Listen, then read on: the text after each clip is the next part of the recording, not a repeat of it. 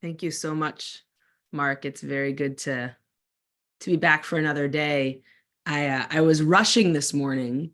I had both the dentist and the eye doctor, and as I was rushing, I was thinking, thank goodness I'll get to meditate and slow down with this group. So you all have brought light and calm and spaciousness to my week, and that's the counterintuitive paradox of meditation, actually. That adding something to our lives can actually make it more spacious. That's what's not intuitive about the practice. That's part of its unique wisdom, is that we can carve out time and somehow it actually creates more time in the day, not less. And that's my experience of meditation. Today is a very special day. It's arguably my favorite day in the entire Jewish calendar, which is saying a lot. I mean, I'm sort of a dorky rabbi, so maybe it's not saying a lot, but today is the confluence of my two favorite holidays. It's Rosh Chodesh and Hanukkah. And Rosh Chodesh holds a very special place in my life. I was married on Rosh Chodesh, and my oldest child was born on Rosh Chodesh.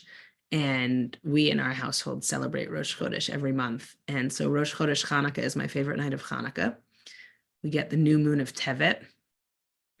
Points us to something very unique about the festival of Hanukkah. It's the only festival that includes within it a Rosh Chodesh, because all of the other festivals begin, and holidays in general, begin either on the new moon or the full moon, because those were the moons that were easily identified. You can notice the absence of the moon or the fullness of the moon, but how strange that we begin Hanukkah on the 25th of Kislev, at the waning crescent that will make way for the waxing crescent. Or something powerful in and of itself, that the premise of Hanukkah, as it links to the cycles of the moon, is connected to the truth that even the light of the moon will be increasing. There'll be more light in the night sky on the other end of Hanukkah. So there's something deep there. So this morning, what I want to do, or not, I guess depending what time zone you're in, this afternoon, if you're on the East Coast of the United States, or the morning if you're on the West Coast, and wherever else you're joining, whatever time of day it is for you, I want to focus on some of the teachings of Hallel. Hallel is a special service that is Psalms 113 to 118, and they are recited every Rosh Chodesh and uniquely also every morning of Hanukkah. And so we sort of say them for two reasons on Rosh Chodesh Hanukkah. We say them both because it's Rosh Chodesh and because it's Hanukkah. And these Psalms of Hallel are amidst my most favorite selection of Psalms. And Hallel means praise. And praise, what does praise mean? Praise means acknowledgement, positive acknowledgement, maybe gratitude. It depends sort of our own theology. But the poet Anne Lamott says, whatever your life has been, hallelujah anyway. And that's sort of how I understand Hallel, because the Psalms of Hallel aren't like, life is so good, everything is perfect, God, you're the best thing ever, thank you for giving me everything that is good. The Psalms of Hallel are like this emotional roller coaster. Like, I was in the depths and I tried to reach for you and I called you and I felt possibility. My foes are coming for me and you saved me. I was leaving a narrow place and I felt hopefulness. The stone that the builders rejected has become the cornerstone. Like, the Psalms of Hallel are not naive about our suffering. They're not naive about our narrow places.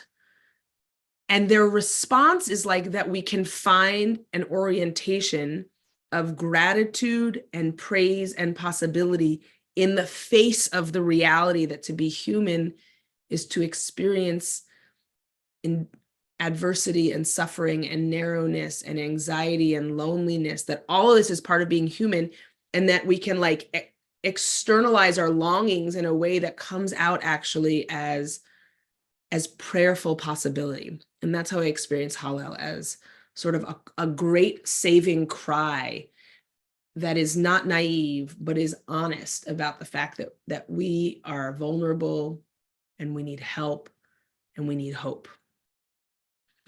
And so we're going to draw on this experience in an embodied way. And I want to open with a text that I'm unable to share with you digitally, because it comes from a hard copy book that I don't think you can get just a link to, but it's one of my favorite books. It's called Opening to You. This, Jordan, you could put a link just to the book. Opening to You, Zen-inspired translations of the Psalms. And it's Norman Fisher's translation of the Psalms. It's not all 150 Psalms. It's a selection. It's sort of maybe half or 2/3 of the Psalms. But he does have some of the Psalms of Hallel. And so I want to begin, for those who didn't recite Hallel this morning, I'm going to read his version of Psalm 118, which is sweet because it's as though we get to then fulfill our obligation to likro et Hallel, to hear these, to call out the Psalms. So Psalm 118 in the words of Norman Fisher. I want you to just sort of receive his prayerful call. Gratitude to you for your goodness, for your kindness pierces through time. Let those who struggle speak this, for your kindness pierces through time. Let the house of Aaron say this, for your kindness pierces time through. Let those whom you move with your power speak it loud, for your kindness pierces time through. In my despair, I called on you, and you answered me like the sky. You are for me. I cannot fear, for what can a person do to me? You are for me. Embrace me, and I can gaze with stillness at those who hate me. It is better to seek your shelter than to trust in people. It is better to seek your shelter than to trust in kings. Nations everywhere engulf me, but through your name I will surely cut them off. They encircle me all around. Yes, on all sides they surround me, but through your name I will surely cut them off. They buzz round me like bees, blaze up like a thorn fire, but through your name I will surely cut them off. They thrust at me murderously, but you protect me. You are my strength and my song, Ozi v'zimrat yah, my rescue, vayehili lishua. The voice of rejoicing and comfort rings through the tents of the upright, and your right hand upholds it, exalts it. Your right hand upholds it. I will not die. I will live to speak of what you do. You who have laid me low for my errors, but have never given me up. Open for me the gates of uprightness. I will enter them and give thanks. This is the gate that belongs to you, the gate the upright enter. I give thanks to you, for you have answered me. Become my rescue. The stone that the builders rejected has now become the cornerstone because of you. It is miraculous to our eyes. This is the day that you have made. Zeh hayom asa Adonai. In it we will be glad and rejoice, and we pray, send us happiness. Blessed is the one who comes in your name, whom we bless out of your house. You are our sovereign, our light. Bind the festival offering with cord and bring it to the horns of the altar. For you are my sovereign, and I give thanks to you. You I exalt and praise. Accept my gratitude throughout your goodness, for your kindness pierces time through.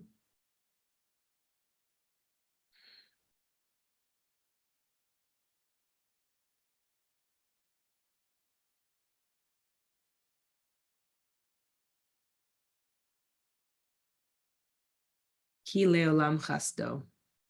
It's your kindness that endures. It's your kindness that pierces time through. So I invite you to find a posture that is relaxed and alert, and to let the power of Psalm 118 and Norman Fisher's translation be with you. To consider what it is to find refuge in yourself. to consider the possibility of stillness in the face of hate and murder,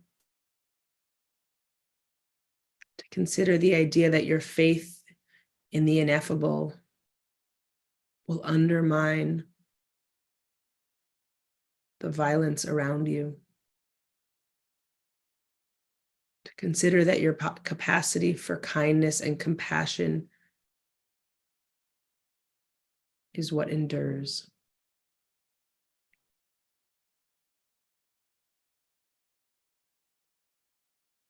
Consider that this is the day the Holy One has made, and we are meant to find happiness. Please send us happiness.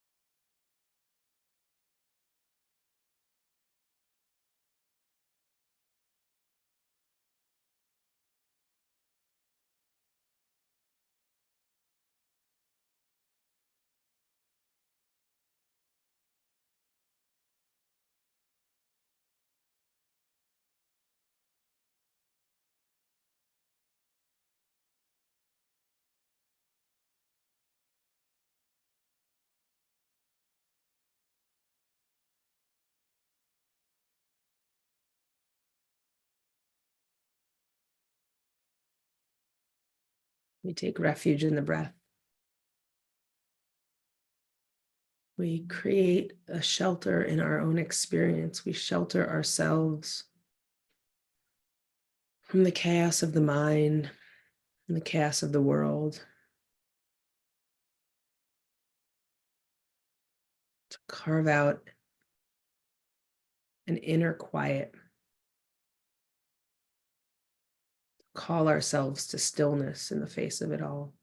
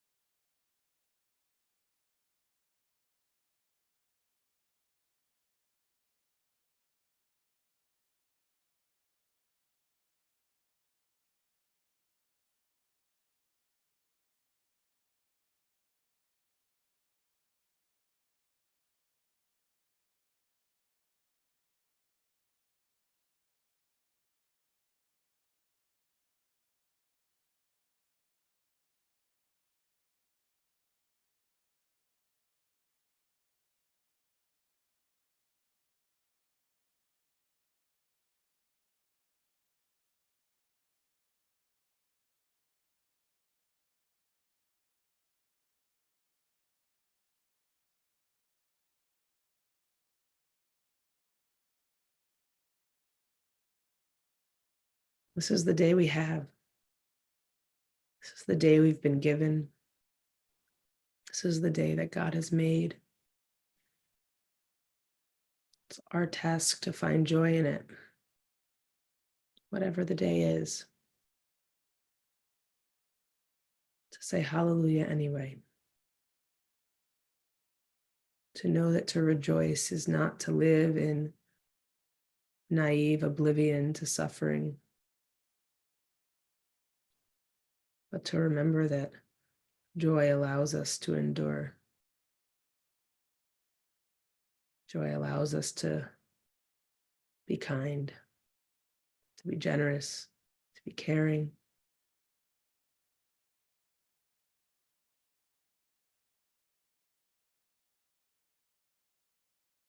Find joy in the practice of the quiet, of this dedicated time and space.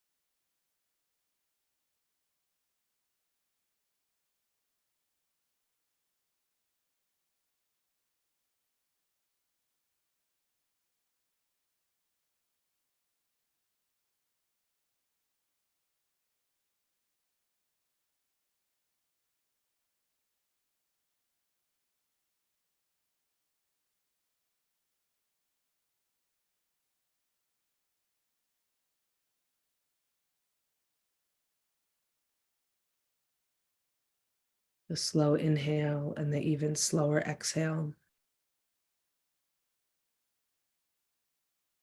Pleasure we can find in the sensation of the breath. Pleasure of having nothing else to do. The pleasure of stillness.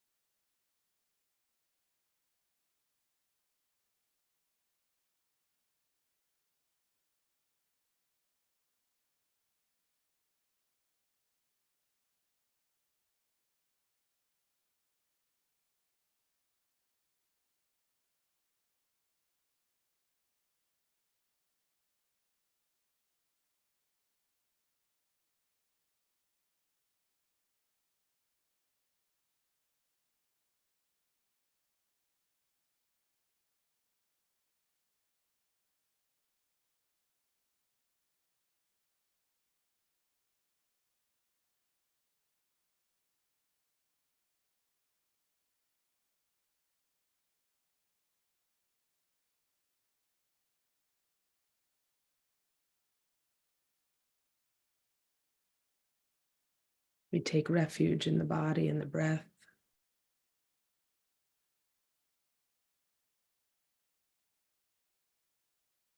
So that we're under the wings of the Shekhinah, just here, protected and breathing.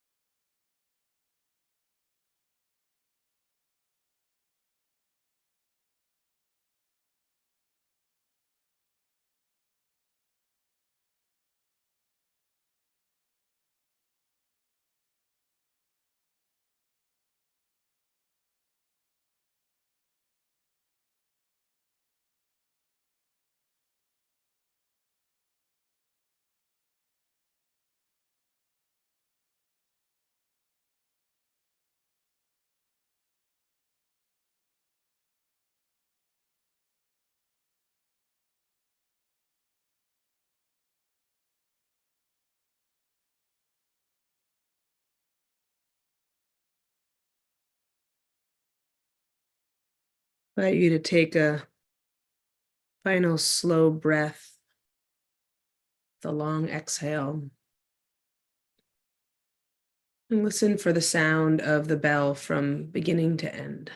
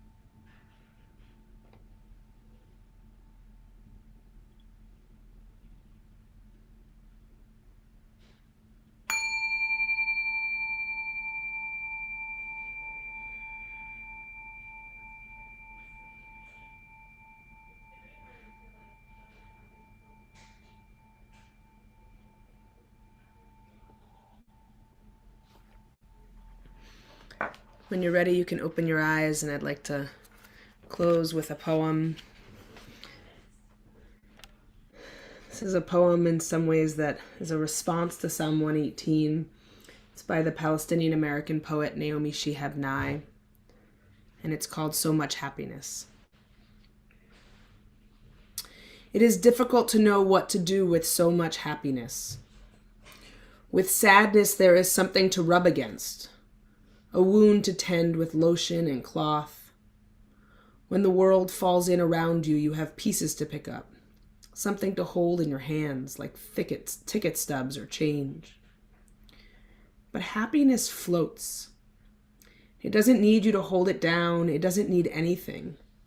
Happiness lands on the roof of the next house singing and disappears when it wants to. You are happy either way. Even the fact that you once lived in a peaceful treehouse and now live over a quarry of noise and dust cannot make you unhappy. Everything has a life of its own. It too could wake up filled with possibilities of coffee cake and ripe peaches, and love even the floor which needs to be swept, and soil linens and scratched records. Since there is no place large enough to contain so much happiness, you shrug. You raise your hands, and it flows out of you into everything you touch. You are not responsible. You take no credit as the night sky takes no credit for the moon, but continues to hold it and share it, and in that way be known. May it be that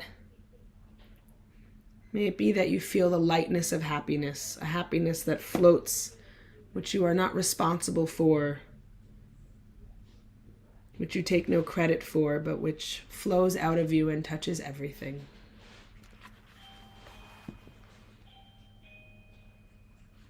Pass it to you, Mark, for Mourner's Cottage.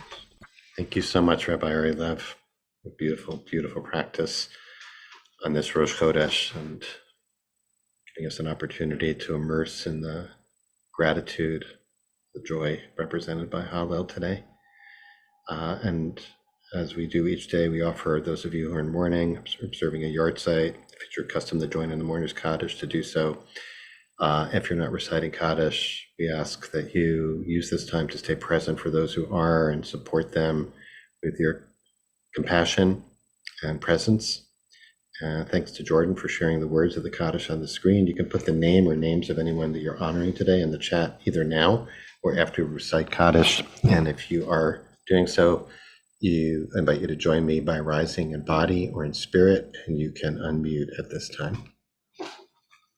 Yid Gadal, Yid Kadash, Amad Yivrach Yirikeh Yamich Malchuto, Chayechon V'Yamechon Chayei B'chol Beit Yisrael, Ha'agala Ha'Galut,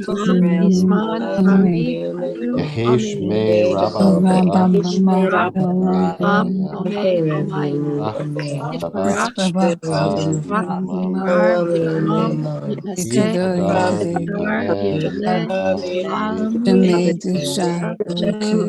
Ela Mikol Birchata Bishmata V'Sivata Rancham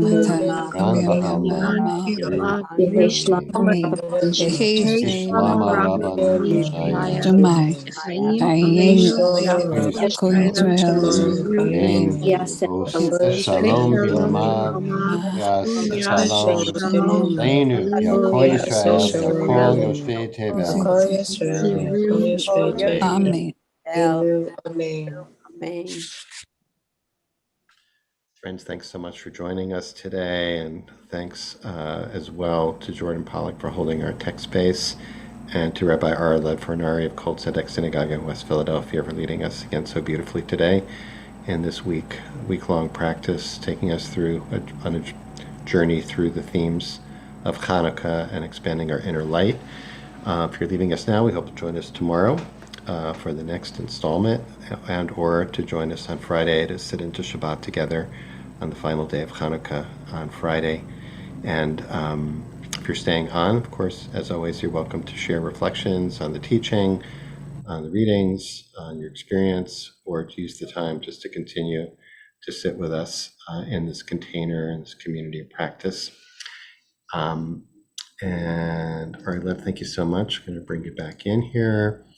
I would indulge your dorky rabbinicness, and let's zero in a little bit on the theme that you raised. I really appreciated your sharing, this your affinity for Rosh Chodesh and for Hanukkah, and this theme of gratitude, which it's interesting because I think it's just so, speaking for myself, I think others may also experience this, is so hard to have that sense of, in stressful times, whatever the stress may be, to access gratitude can be very, very challenging.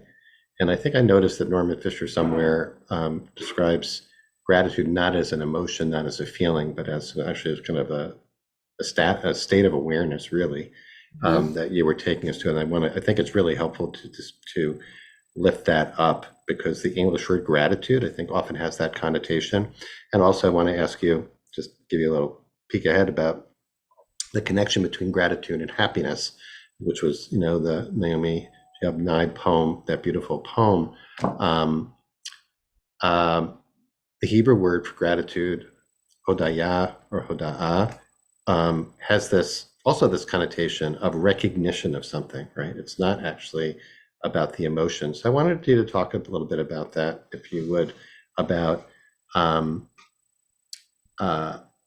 what do we mean when we're talking about gratitude, because when I hear the word, I think, oh, I have so much for which to feel grateful, to be happy. I should be happy, which is at odds with how I'm actually feeling, right? I'm feeling fear, I'm feeling sadness, feeling grief, feeling anger, feeling all these things which may feel like obstacles to feeling that. So maybe it's worth lifting that up a little bit. Yeah. It's interesting. The two poems really spoke to me because of this connection here. His translation, Norman Fisher's translation of Zehayom Asadunai Nagila Venismechavo, which is one of the famous lines of Psalm 118, is, "This is the day you have made. In it we will be glad and rejoice, and we pray, send us happiness." Right? So he kind of is like, what we're one of the things we're asking for in Hallel is like, Hallel is sort of this performance in a certain way, and we're supposed to like be happy when we sing Hallel, and he's flipping it. He's like, no, we sing Hallel with a longing that the Holy One will send happiness towards us. And that really links very closely to me to the words of Naomi Shihab when she says,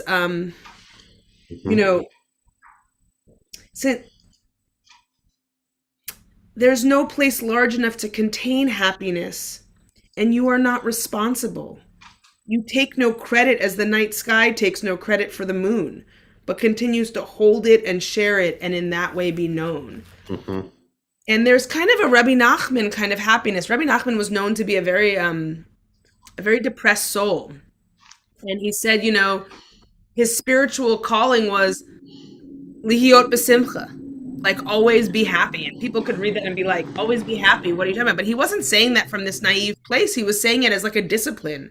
Mm-hmm. We have to be disciplined to call forth a kind of joy that we can share and spread in a religious way. And Paris Sokolov, who's here, reminded me of my favorite definition of joy, which comes from Rabbi Alan Lew, Zichrono Livracha. And it's worth saying that Rabbi Alan Lew and Norman Fisher were chavrutas. They were study partners, and they founded a Jewish Zen meditation center in the Bay Area. And Alan Lew died very young and very suddenly. He was on a run at the age of 50, and he had a heart attack, and he dropped dead. And I'm forever longing for the books he might have written. And he says, joy is the experience of being with what is. It can contain everything. It can contain loss and sadness and grief and even death. It's the practice of being fully present. That's what joy is. And I think Mm-hmm. Norman Fisher and Naomi Shebnai are pointing us to this. It's an intangible presence. And you can actually experience a kind of refuge. Like when you're doing something really hard and painful, but you're just commit to doing it, it actually can become joyful. So joy is not, and happiness here are not sort of like trivial experiences. They're not like an arcade kind of happiness, Mm-hmm. not a carnival. It's like when you are present with yourself and your experience, there is an ease, right? Naomi Shebnai writes, it floats. There's a Mm-hmm. lightness to it. And that lightness we can begin to recognize as a kind of contentment or happiness or ease. Mm-hmm.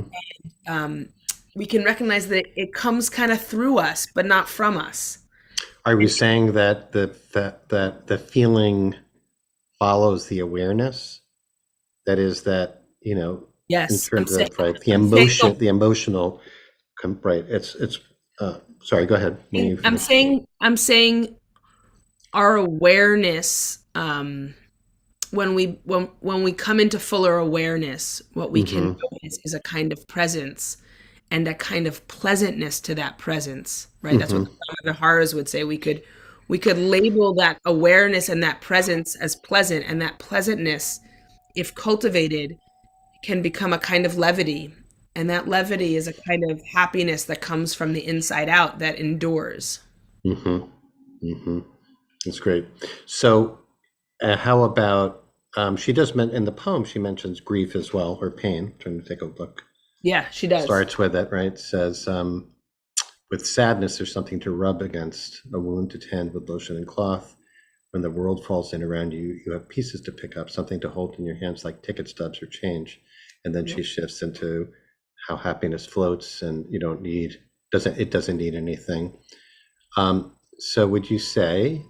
So what I guess my question really is, okay, so what happens with acknowledging the truth of grief, sadness, loss, whatever, at the same time as feeling happiness? And I think many of us probably can relate to that weird, what could feel like a weird paradox of having grief and happiness at the same time. We experience it sometimes at funerals, right? When there's laughter or pleasantness, and that people are feeling the ache, feeling heartache, and at the same time, you might say feeling joy.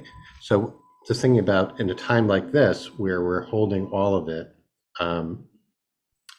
it's not happiness, it's not gratitude or happiness at the expense of repressing or pushing aside or denying all the other feelings that we're having. It's the opposite. It's the allowing, right? If Mm-hmm. meditation is the permission to be, right, Mm-hmm. Mm-hmm. without pushing away or grasping, Mm-hmm. then there's a kind of allowance. And the allowance can lead to actually a kind of immaterial happiness. Let me say this. Um, I have come as a rabbi to like feel so nourished by the experience of Shiva. Mm-hmm. Like just to be with people's grief in a collective context, there's a kind of comfort and ease and almost a joy in it, I would say. Mm-hmm. And I think what's significant about the writing of Naomi Shihab is we live in a world that teaches us that happiness comes from the material world, right? Mm-hmm. Mm-hmm. Buy it on Amazon, get it to you, forget say next day. Now just get you can get it same day. And probably in New York City where many of you are, it's like you can get it. They're like, do you want it in the next 3 hours? Um, and so we've been taught that happiness is external to us and is material. And she flips Mm-hmm. this. And we've been taught that sadness is somehow internal to us and core. Mm-hmm. And she flips, says there's a material friction to sadness, like a physical breaking. Mm-hmm. But real happiness is actually existential. It's actually Mm-hmm. immaterial. We can barely touch it, which is, I think, why the world is trying to sell it to us all the time. It's a lot Mm-hmm. like God. It's like Mm-hmm. you can't. It's there's no idol for it, right? I think Right. capitalism is the idolatry of happiness, but real happiness is intangible and actually is within us.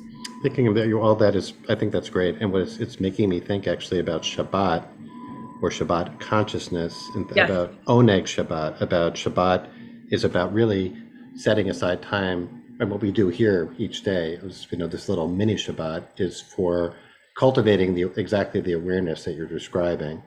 Um, and it's not that grief isn't still present, but that the kind of public mourning is subsumed within that in some way. It's also making me think about the ritual of Kriya, of making a tear, Yeah. and saying a blessing. Like I've always said Right. to people in that moment, it's a moment of holding grief and gratitude at the same time. To really tangibly express the grief by making a tear, rending one's clothes, or a ribbon or whatever. Just making a tear and acknowledging irreparable tear, and saying a blessing at the same time. And that quote, can't remember who, it's a therapist, I forget the name of the therapist, I should definitely say the person's name, about that our task is to hold grief in one hand and gratitude in the other, and be stretched wide between, to Mm. have both at the same time. I will find that quote, by the way, for people, because that's one that's really has stuck with me. So, Mark Mortis, I want to come back tomorrow. I think I need to hop for today. I apologize. okay, no problem. We got you tomorrow I or want Friday. Yeah, we'll come back tomorrow to the question of acknowledgement because the word hoda'ah and modim and gratitude is complicated and Mm-hmm. worth I think returning to. And I also want to lift up. I should have said this sooner, but we actually have Hallel every morning online for all of Hanukkah. So for those who want to say Hallel tomorrow, you can do so on Zoom at 8 a.m. or in person here in Philadelphia. It's a hybrid Hallel, and Great. we'll find that on the Cold Set calendar. Great. Thanks for passing that on. Okay. Thanks again. Gratitude to you for beautiful practice today and helping us expand our light. And we look forward to tomorrow as well. Thanks, Jordan, so much for holding our space. Thanks to each of you for being here. And again, Chodesh Tov to everyone. Hanukkah Sameach. We'll see you tomorrow.